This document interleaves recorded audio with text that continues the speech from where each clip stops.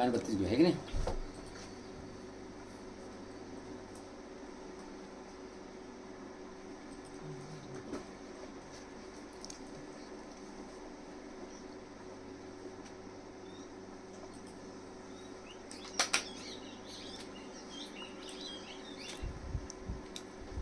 मजेत का? कुठला रे तू? नांदगाव साकोरे. साकोरा. रितेशचा भाऊ चुलत. चला, त्यासाठी आपल्याला आता मी काय करतो बघा, लक्ष द्या.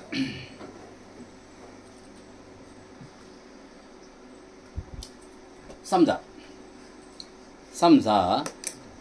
असं झालं की तुमच्याकडे डी ड्राईव्ह आहे आणि डी ड्राईव्ह मध्ये एक महत्त्वाचा डेटा तुमचा फोल्डर आहे डेटा नावाचं, आणि ह्या फोल्डरमध्ये तुमच्याकडं खूप साऱ्या files, large number of files, महत्त्वाच्या फाईल्स, सगळ्या कंपनीच्या महत्त्वाच्या फाईल्स आहे.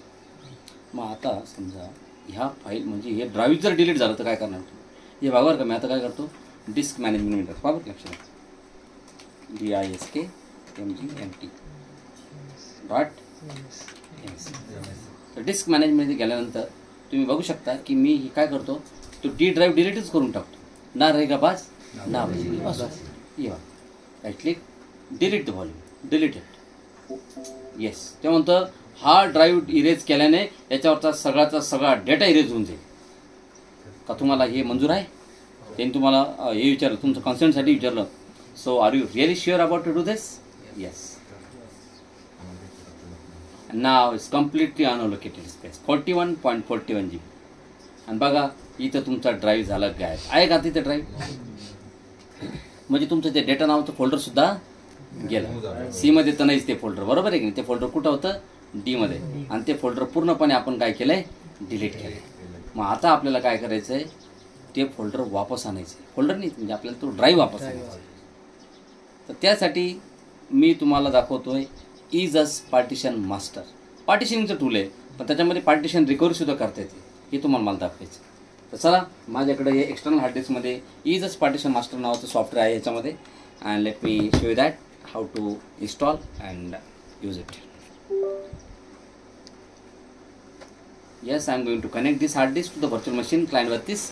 क्लायंट 32ला कनेक्ट करू आपण. हार्ड डिस्क ही कनेक्ट झाली आतमध्ये इथे, आणि कनेक्ट झाल्यानंतर मी आता इथं इन्स्टॉलेशन करतो त्या सॉफ्टवेअरचं.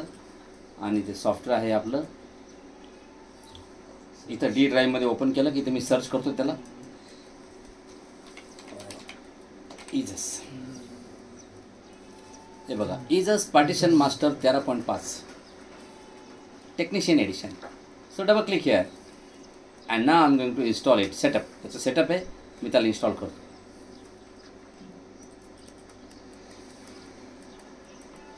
रन एनिवे, ते स्मार्ट स्क्रीन फिल्टरचं एरर मेसेज आहे, रन करायचं. रन एनिवे इंग्लिशमध्ये, हो इंग्लिशच करा, नाही ते डच, त्याच्यानंतर इटालियन, फ्रेंच, स्पॅनिश, पोल्स्की, नेदरलँडची लँग्वेज. ही लँग्वेज येईल का तुम्हाला? जे तुम्ही किती बघितली सुद्धा नाही.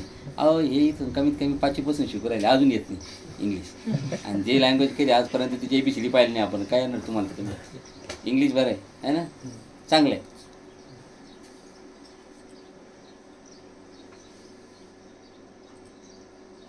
कमीत कमी स्पेलिंग तर वाचते ते, काय आहे ना, पटलं त्याला.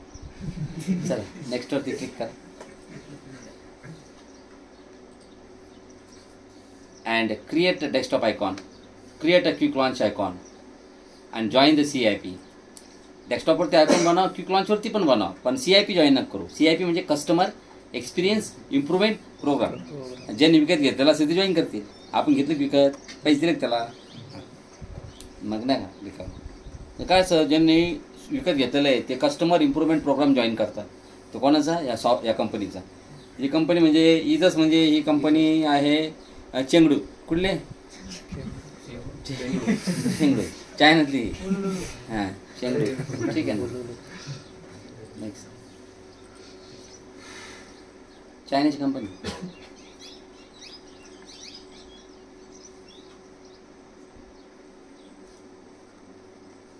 चेंगडू प्रांत आहे चायनामध्ये. काय रे चेंगडू?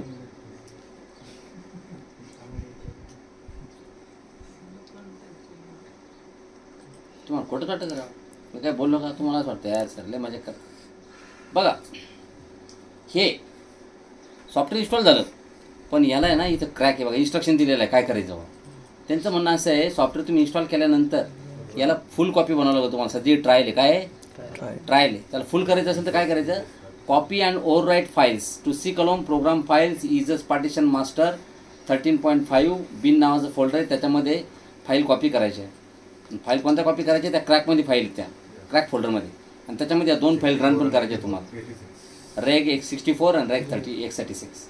म्हणजे काय करायचं तुम्हाला सांगता आता, हे बघा इथे क्रॅक नावाचं फोल्डर आहे का, ते फोल्डर ओपन करा, याच्यामधल्या सगळ्या फाईल सिलेक्ट करा, कंट्रोल ए, या सगळ्या फाईल सिलेक्ट करून कॉपी करा, आणि कंट्रोल ए दाबलं की सगळ्या सिलेक्ट होतात. पण तुम्हाला कंट्रोल ए नसेल दाबायचं, तुम्ही असं माऊसचा लेफ्ट बटन असं खाली प्रेस करून असं वरती उडू शकता, असं आहे का, असे जमतं. किंवा मग इथं राईट क्लिक करून इथं नाही सिलेक्ट ऑल म्हणून ऑप्शन असतो, इथं पाहावं लागेल त्याला, असेल कुठंतरी, ठीक आहे ना. पण एवढं दूर गेल्यापेक्षा सगळ्यात सोपं आहे ना. मग कीबोर्डवरती कंट्रोल ए किंवा माऊस असं धरायचं ना, असं वरती घेऊन जायचं पकडून लेफ्ट ऑल, कॉपी करा. कॉपी करून कुठं टाकायची तुम्हाला माहिती की हे तुम्हाला टाकायचं आहे माय कम्प्युटरमध्ये जा, सी ड्राईव्हमध्ये गेले की त्यांनी सांगितलं आपल्याला प्रोग्राम फाईल्स 186, हे बघा इजसमध्ये पार्टिशन मास्टर 13.5 आणि त्याच्यामध्ये बिन नावाचं फोल्डर असतं, आहे का. मग या बिन फोल्डरमध्ये सगळे पेस्ट करा, ते म्हणते कंट्रोल व्ही किंवा राईट क्लिक पेस्ट. मग ते विचारतं ही फाईल ऑलरेडी 3 फाईल आहे इथं, तुम्हाला रिप्लेस करायचं का, हो रिप्लेस करायचं, येस झालं. मग रिप्लेस झाल्यानंतर ह्या ज्या 2 फाईल दिसतात तुम्हाला, रेग 64 आणि रेग 186, या 2 फाईला रन करायच्या आहेत. 186 वाली रन करा अगोदर, येस ठीक आहे, आणि 64 बिटवाली पण रन करा, रेग 64, ते रजिस्टरमध्ये एंट्री करतं, समजलं ना तुम्हाला. आणि आता हे सॉफ्टवेअर ओपन करा, डेस्कटॉपवर त्याचा आयकॉन आलं बघा, दिसतंय का, त्याला रन करा. तर रन दिस सॉफ्टवेअर,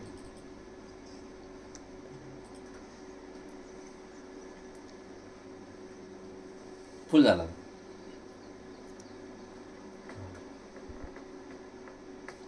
हार्ड डिस्क काढून घेतो मी.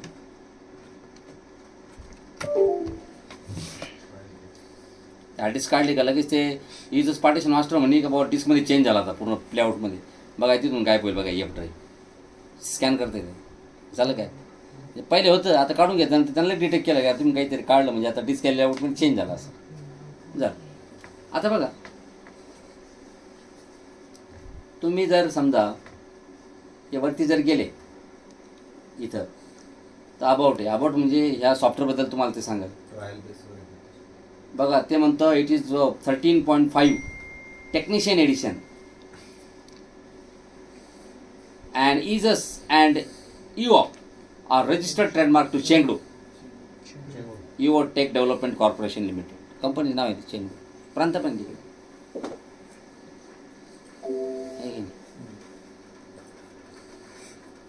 आहे ना चेंगडू, म्हणलं तुमच्या. बरं आता आपल्याला काय करायचं आहे बघा, आता हे तर गोष्ट क्लिअर झाली आपल्यासमोर की आपलं पार्टिशन उडालेलं आहे. हे बघा आहे का, हा तुम्ही किती रिस्टार्ट करा, काही करा, कधी या, आज या, उद्या या, 10 दिवसांनी या, 15 दिवसांना, 50 दिवसांनी तुम्हाला ते पार्टिशन डिलीट झाले, त्याच्यामधला आपला डेटा गेलेला आहे, पण आपल्याला वापस आणायचे आहे. मग हे जर वापस तुम्हाला आणायचं असेल तर हे सॉफ्टवेअर ओपन केलं का, मग बघा याच्यामध्ये बघा वरती एक ऑप्शन आहे बघा, पार्टिशन रिकव्हरी आहे, दिसतो तुम्हाला ते बघा वरच्या बाजूला इथं ऑप्शन आहे पार्टिशन रिकव्हरी, म्हणजे डिलीट झालेलं पार्टिशन हे रिकवर करून देईल तुम्हाला. करायचं आहे का, मग वरती पार्टिशन रिकव्हरीवर क्लिक करा. हां डिस्क झिरोवून करायचं का, तुमची हार्ड डिस्क 0 आहे, 100 GB हार्ड डिस्क, हो इथूनच करायचं, स्कॅन करा. बघा ते म्हणतं मला एक पार्टिशन सापडलं 41.41 GB, हेच होतं ना 41.41 GB एक पार्टिशन सापडलं, डिलीट झालेलं, 135 MB तुम्ही वापरलं होतं, काय देऊ का, देऊ का पुढं सर. हां सरळ बसायचं, काय त्याला मस्त बाई केलं, मग तू असंच बसला तिथं डायरेक्ट असं स्कॅन केलंय बरं, scan completed, please select the lost partition. आपण अगोदर त्याने काय केलं माहिती आहे का, त्याने अगोदर स्कॅन केलं नॉर्मल म्हणजे क्विक स्कॅन, आणि नंतर त्यांनी कम्प्लीट स्कॅनही केलं, तोपर्यंत आपल्या गोष्टी चालू आहेत, म्हणजे कम्प्लीट स्कॅन पण पूर्ण झालं. आता बघा त्या कम्प्लीट स्कॅनमध्ये त्याला FAT16 काहीतरी पार्टिशन मिळाले जे ॲक्च्युली नसतात सिस्टीममध्ये, हिडन असतात, पण हे पार्टिशन नाही, तुम्हालाही कळतं आपलं कोणतं पार्टिशन लॉस झालेलं आहे. 41.41 जीबीचं. बघा याला सिलेक्ट करा. केलं का? अनडिलीटेड बघा, म्हणजे अनडिलीट म्हणजे आपल्याला अनडिलीट करायचं याला आता.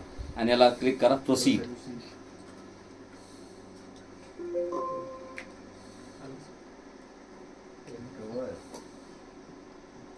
झालं फिनिश. बघा तुम्हाला बिलीव्ह नाही करणार बरोबर. हे बघा तुमचं पार्टिशन सुद्धा रिकवर झालं. हे बघा आलं का डी. आता तुम्ही म्हणशाल सर फक्त पार्टिशन आलं, डेटा? अहो पाहुणे डेटा पण आला बघा. हे बघा डेटा फोल्डर आणि तुमच्या फाईल जसं तसं. तुम्हाला सांगतो बघा नेटवर्क प्लसचा सिलेबस आहे जसा तसाच राहील सिलेबस आहे, थोडा सुद्धा चेंज आहे का? एकदम परफेक्ट. डेटा कुठेच गेला नाही तुमचा. म्हणजे अख्खं पार्टिशन डिलीट झाल्यानंतर आपण त्याला वापस रिकवर केलं, पुरंचं पुरं पार्टिशन आहे की नाही?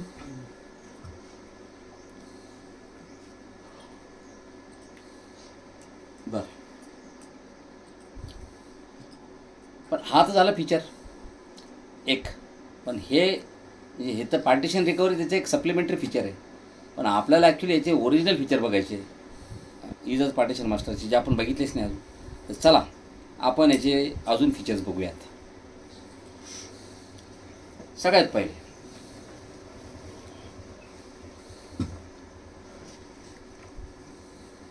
आता हा डी ड्राईव्ह आहे.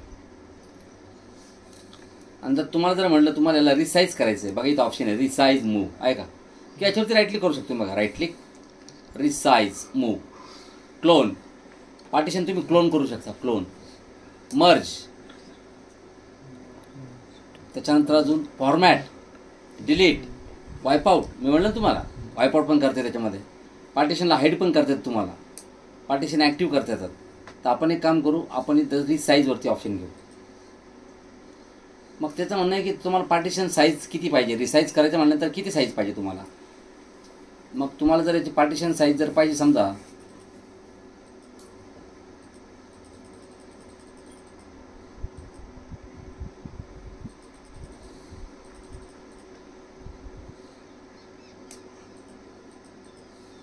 वीस GB, किती?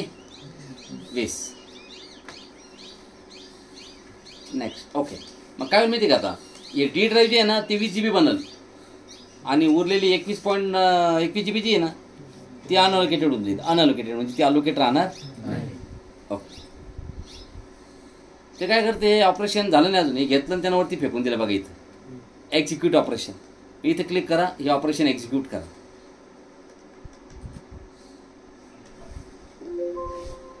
जा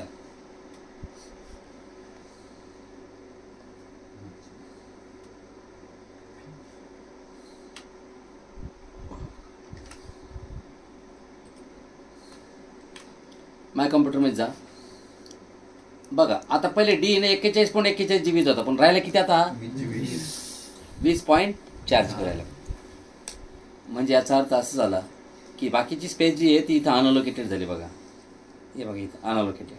मग या अनअलोकेटेड स्पेसवरती तुम्ही राईट क्लिक जर केलं आणि याला जर म्हटले क्रिएट, मग इथे एक नवीन पार्टिशन तुम्हाला बनवता येतं. पार्टिशन लेबल, मला समजायला लेबल द्यायचं आहे मूवीज, म्हणजे माझ्या ह्याच्यामध्ये मूवीज राहते. फाईल सिस्टीम NTFS, तुम्ही NTFS घेऊ शकता, FAT16, FAT32, NTFS, REFS, EXT2, EXT3 या लिनक्सवाल्या फाईल सिस्टीम EXT2, EXT3. ठीक आहे. तर क्लस्टर साईज जी आहे ती राहू द्या, जी असेल ती. क्रिएट ॲज प्रायमरी बनवू शकता, लॉजिकल बनवू शकता, तुमची मर्जी तुम्हाला काय बनवायचं. पार्टिशन साईज ओके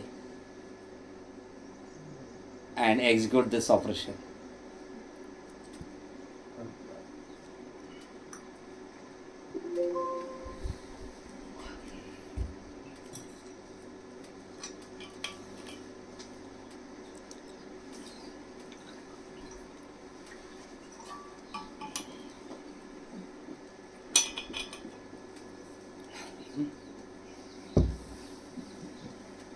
विचारत होतं बॉटल चांगली का, तुलाच वाटलं पाण्याला विचारलं तुला काय माणूस. हे बघा, आता तुम्ही जर गेले तर तुमचा एक ड्राईव्ह आणला बघा नवीन आता. हे बघा C D आणि F, म्हणजे हे तर मध्ये आलं ना, तर ते CD DVD ड्राईव्ह. तुम्हाला काल तर लेटर सुद्धा चेंज करून दाखवले तुम्ही, बरोबर आहे की नाही. हा F ड्राईव्ह आला इथं आणि बघा तुमचा डेटा. अहो आत्ता बनवलं ते काय डेटा. हा कलाकार म्हणजे वरती देवानाचे मंत्र मारून लगेच त्याचा डेटा टाकायला पाहिजे आहे ना, ऑटोमॅटिक. अहो ते आत्ता बनवलं आपण, डेटा टाकायचं काहीतरी. कॅप नावाचं फोल्डर इथून कट करतो, सीमधून कट करतो आणि डी मध्ये पेस्ट करतो, बरोबर. आता कॅप नावाचं फोल्डर कशात आलं, डी मध्ये. हे आपण पार्टिशन रिसाईज केलं. रिसाईज म्हणजे काय, आपण ती स्पेस डी मधून कट केली, त्याचं एक नवीन पार्टिशन बनवलं. बघा आता मी काय करतो, आता आपल्याला नेक्स्ट प्रॅक्टिकल बघायचं आहे. F आणि D या दोन पार्टिशनला आपल्याला आता मर्ज करायचं. काय करायचं, हा एकत्रीकरण करायचं. मर्जचं पण प्रॅक्टिकल पाहून घ्या. मग तुम्हाला D आणि F आणि हे दोन मर्ज करायचे ना, मग याच्यामधलं D सिलेक्ट करा तुम्ही, किंवा F सिलेक्ट करा, कोणते काही फरक पडत नाही. मग D सिलेक्ट केलं, राईट क्लिक करून याला म्हटलं मर्ज. काय केलं, बघा. हे बघा तुम्ही बघितलं असेल ना, तुम्ही जर पेपरला जर ॲड जर बघितलं, तुम्ही खूप सारे पेपरला ॲड बघत असाल.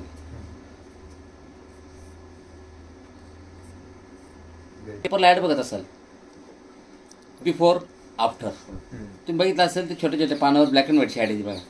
हां बिफोर आहे ना, असं फुल टाकलं व्हायला राहतं, आणि आफ्टर जर बघितलं ते केस गेलं, बघितलं ॲड बघता की नाही, आज की नाही ते, म्हणजे ते हॉस्पिटलची ॲड्रेस तसं कन्सेप्ट कसं आहे. हे बघा, हे बिफोर कसं राहील, म्हणजे आता हे बघा, आता तुम्हाला कोणते दोन पार्टिशन काय करायचे, मर्ज करायचे. तर आपल्याला D आणि F मर्ज करायचा. मग Dला तुम्हाला ॲडजसेंट पार्ट, ते म्हणतं select the adjacent partition. Adjacent म्हणजे लागून, मग याचं लागून कोण आहे, F आहे. बघा आता हे बिफोर आहे आणि हे आफ्टर. बिफोर काय होते, D आणि F होतं, तर त्याचं म्हणणं आहे आता आफ्टर जे राहील ते फक्त D होईल. ते तुमची मर्जी आहे, तुम्हाला मर्ज केल्यानंतर त्याला D बनवायचं आहे का F बनवायचं आहे, तुम्ही F बनवू शकता त्याला. मग तुम्हाला जर असं वाटतं का बा मर्ज झाल्यानंतर ते D नाही राहिलं पाहिजे, ते F झालं पाहिजे, पण D ठेवणार ना आपण C नंतर, F काय ठेवणार, बरोबर आहे. हां तर बघा आपण आता D ठेवू. ओके, तुम्ही म्हणशाल सर F मध्ये तर कॅप नावाचं एक फोल्डर होतं, त्याच्यात डेटा होता, त्याचं काय होईल आता. अहो मर्ज होईल, ते झालं का, त्याचं ड्राईव्ह लेटर निघून जाईल फक्त पहिल्याचं F वाल्याचं, आणि ते स्पेस D मध्ये येऊन जाईल. आता बघा, आता बघा D ड्राईव्ह किती झाला, 41, पण पुन्हा 41, त्याला एक्झिक्यूट करा, अजून एक्झिक्यूट नाही केला, ठीक आहे ना. आता काय होईल, ते तिकडलं जे फोल्डर आहे ना ते याच्यामध्ये येऊन जाईल. कशात, आता D मध्ये. पण त्यानं एक नावाचं एक फोल्डर बनेल त्याच्यामध्ये, त्या नावाचं फोल्डर म्हणतो ते, तुम्हाला दिसेल बघा, C ड्राईव्ह नावाचा फोल्डर बनतो.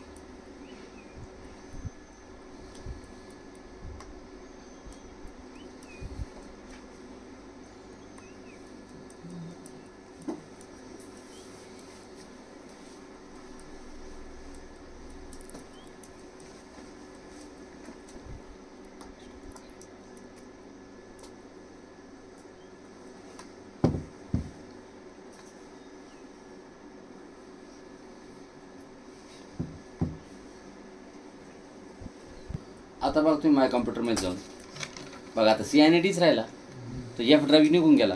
आणि बघा तुम्ही Dला जर उघडला ना, आता काय होतं, तुमचा डेटा फोल्डर हे Dच आहे, पण त्याच्यामध्ये बघा local drive yes, local disk F ड्राईव्हचं फोल्डर याच्यात आलं बघा, कॅप, आणि त्याच्यामधली फाईल. हे डेटा तसं तसंच आहे. हे गणेश फुलावर यांचं CV आहे,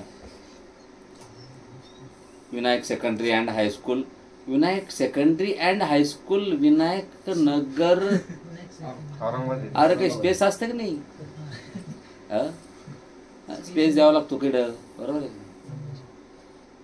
designation associate investigator, financial analyst and investigation.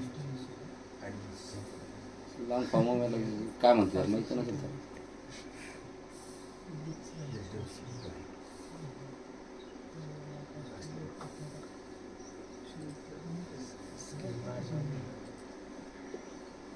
आमचा मित्र आहे तो,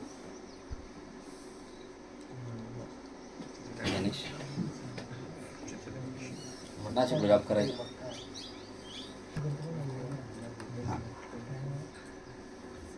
हां तर बघा हे प्रॅक्टिकल आता सक्सेसफुली झालं आपलं. आपण मर्ज पण केलं बरोबर आहे. चला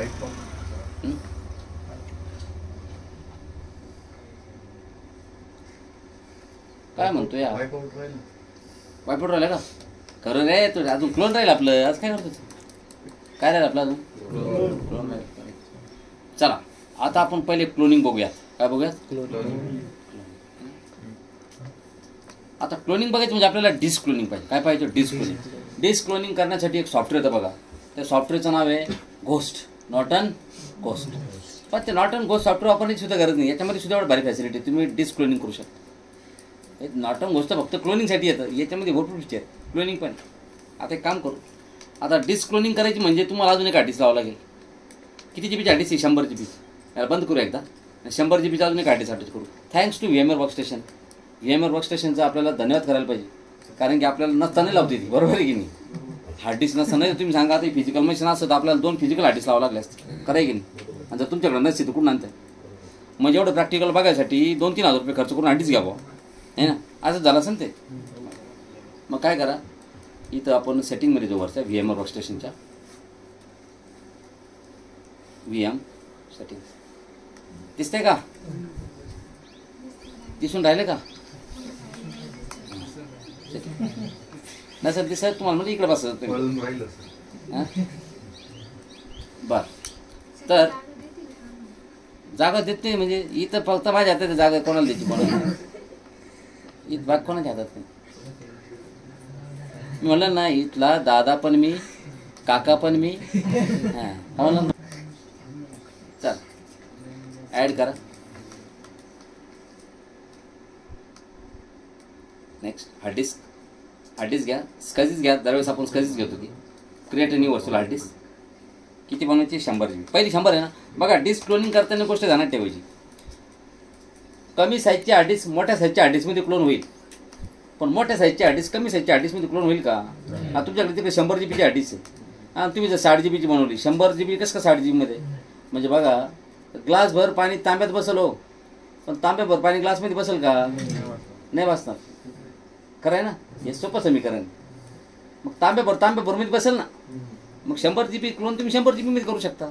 असे आपण 100 GB store virtual disk as a single file. वरचा ऑप्शन सिलेक्ट करू नका. अलोकेट ऑल डिस्क स्पेस नाही तर 100 GB लगेच घेऊन टाकेल. अँड येस आता बघा पार्टिशन इजच पार्टिशन ओपन करायला की त्याला 100 GBचं एक नवीन पार्टिशन सापडले.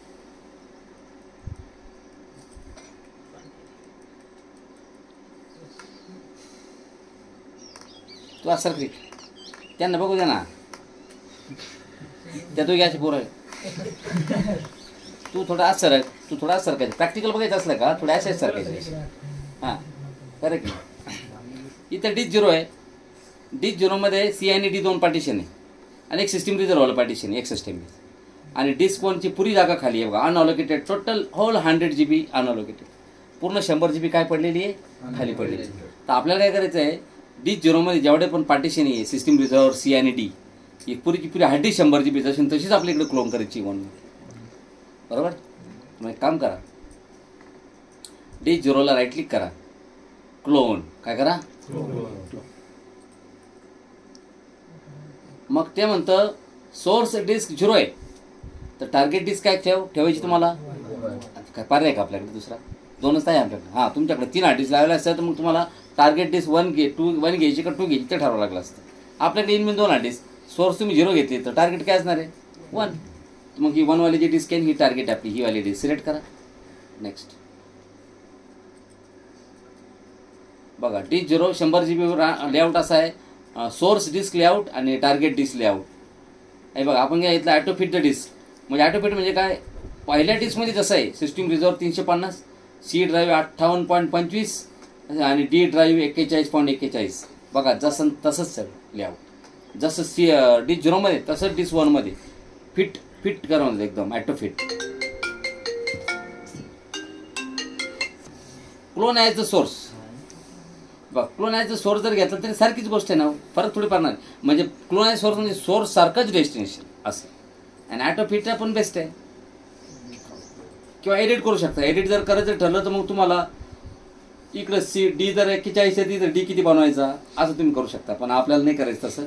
आपण करतोयच काय या गोष्टी, कारण की आपल्याला काय करायचं आहे, जसं डिस्क 0 आहे तसंच आपल्याला डिस्क 1 बनवायचं. चला तर ॲटो फिट करा. ओके, यावरती फेकलं बघा आहे का, एक्झिक्यूट 1 ऑपरेशन द्या. So yes, proceed. पण याला आता रिबूट म्हणजे रिस्टार्ट करावं लागणार आहे. आपल्या घरात ते स्वतःहून रिस्टार्ट करून घेतात आता.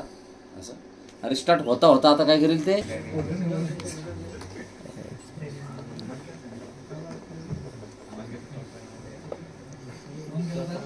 बघा हे बघा. आता तुम्ही जर जाऊन बघितलं आतमध्ये माय कम्प्युटरमध्ये ना, तुम्हाला बघा किती ड्राईव्ह दिसतील पहा तुम्ही. आता सी बरं का, आणि डी, पुन्हा सी आणि डी. म्हणजे ते सी एफ दाखवत आहे, जी दाखवत आहे. पण काय असतं, आता तुम्ही सांगा मला, 2 हार्डिस्क आहे लावलेल्या. हां, तर पहिल्या हार्डिस्कचे आपण बूट झालेले आहे त्याचा सी राहील आणि लगेच त्याचा डी राहील. पण दुसऱ्या हार्डिस्कचा जो सी राहतो ना तो इकडे एफ दाखवतो. कारण की एका कम्प्युटरमध्ये तुम्ही असे 10,000 हार्डिस्क लावले, सगळ्याचे सी डी दाखवत बसलो. तो काय करतो, सी डी, नंतर दुसऱ्या हार्डिस्कचा हा एफ ड्राईव्ह ना हा सी आहे आणि हा जी आहे ना तो डी. असे एका कम्प्युटरमध्ये ड्राईव्ह लिटर असे असतात. तुम्ही जर याच्यात बघा, इजस पार्टिशन मास्टरमध्ये जाऊन जर बघितलं तुम्ही, इजस पार्टिशन मास्टर तुमचं याच्यात जाऊन बघितलं तुम्हाला कळेल बरोबर.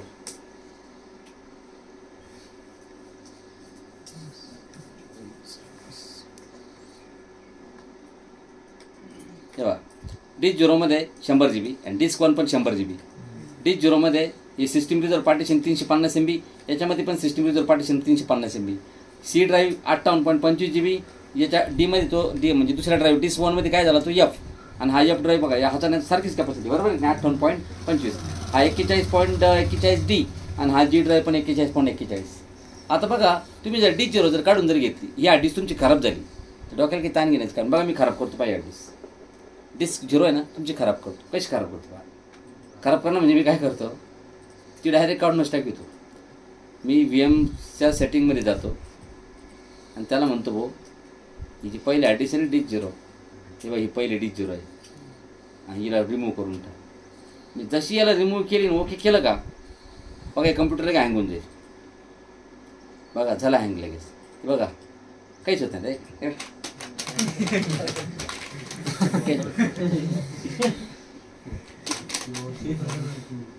संपला खेळ, काहीच होत नाही. बघा म्हणजे संपला आता, ते हँग झालं सिस्टम.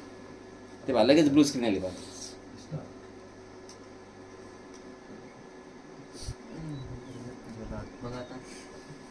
मग काय आता,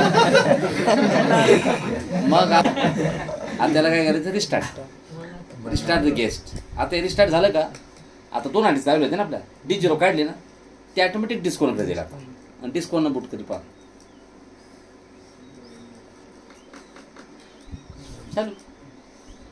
डिस्क 0 होती ना, आणि डिस्क 0ची क्लोन कॉपी कशावर होती, डिस्क 1. आपण क्लोन केली ना 2 हार्डिस्क.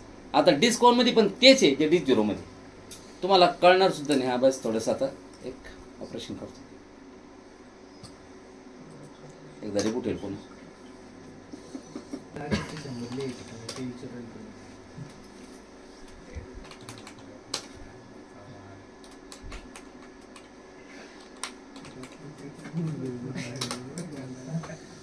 हे बघा सी आणि डी आहे का,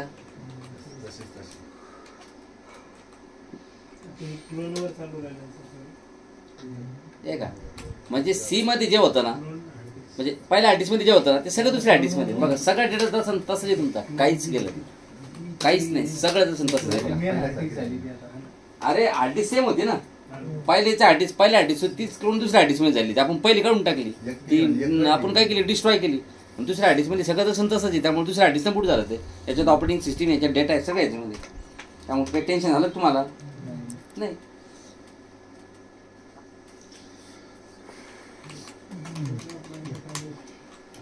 झाले प्रॅक्टिकल. काय राहिलं, वायपोर्ट राहिलं का, हे बघा वायपोर्ट दाखवतो तुम्हाला.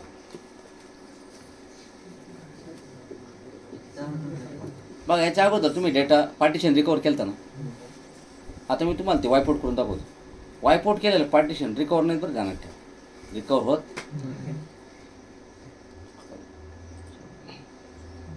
माझा नाही विचार करायचा, मी सगळं करू शकतो, माझ्या नाही लागायचं. ठीक आहे ना का? हा, तुमचं जर उद्या जर वायपआउट जर झालं तर माझ्याकडे यायचं, मी चार्जेस घेतो त्याचे, पण मग करून आम्हाला कळायला पाहिजे ना सर, आमच्याकडून पण झालं पाहिजे. तुमच्या कोर्सचा हिस्सा नाही ते, तुमच्या कोर्सचा हिस्सा हे पण नाही. डेटा रिकव्हरी ते पण तुमच्या कोर्समध्ये नाही, पण मी ते शिकवतो तुम्हाला. डेटा डिलीट झाल्यानंतर कसा रिकव्हर करायचा हे पण तुमच्या सिलेबसचा हिस्सा नाही, पण ते तुम्हाला मी माझ्याकडनं शिकून टाकेन. पण म्हणजे तुम्हाला असं बोर्ड दिलं, चल बाबा चाल चाल. हे डी ड्राईव्ह ना, याला डी ड्राईव्हला मी राईट क्लिक करतो बरं, आणि बघा इथं ऑप्शन आहे वाईप डेटा. वाईप आउट करणं म्हणजे हे बघा आता, आणि वाईप करताना ते विचारतं set the number of times to wipe the partition. हे पार्टिशन किती वेळेस वाईप आउट. मग तुम्ही एक वेळेस 2 वेळेस असं करू शकता. एक वेळेस केलं तरी खूप झालं, पण काही लोक 2 आणि 3 वेळेस वाईप आउट करतात, म्हणजे आणखी कॉम्प्लेक्स हे होऊन जातं आणि रिकव्हरीचे चान्सेस बिलकुल राहतात. तुम्ही आपण एक वेळेस जरी केलं तरी सुद्धा रिकवर होत नाही. वाईप आउट करतो मी एक वेळेस and execute this particular operation here. Yeah, apply. Format केलं बी येत नाही सर. ते येतं. फॉर्मॅट कर, पार्टिशन डिलीट कर, रिसायकल बिनमधून उडव, कुठून उडव, वापस आणून देतो तुला. वाईपआउट केलेलं वापस नाही येत, त्याला मला वापस आणण्यासाठी दुसऱ्या गोष्टी वापर.